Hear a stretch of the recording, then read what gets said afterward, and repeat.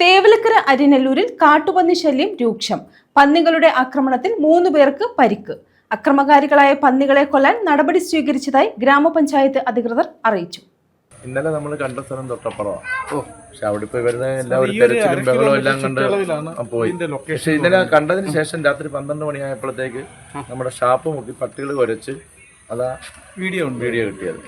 അപ്പോൾ ഇനി അവിടുന്ന് എങ്ങോട്ട് എസ്കേപ്പ് ചെയ്തു എന്നുള്ളതാണ് അറിയാൻ.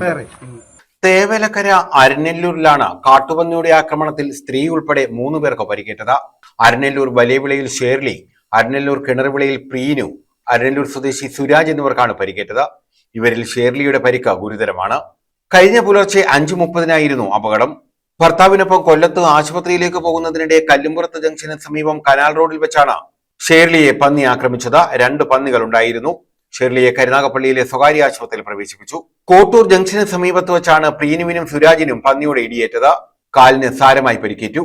അക്രമകാരികളായ പന്നികളെ വെടിവെച്ച് കൊല്ലാൻ നടപടി സ്വീകരിച്ചതായി ഗ്രാമപഞ്ചായത്ത് അധികൃതർ വ്യക്തമാക്കി. നമുക്ക് എങ്ങോട്ടാ പോകണ്ടേ, എന്താ ചെയ്യേണ്ടത് നിങ്ങൾക്ക് അറിയത്തുള്ളൂ.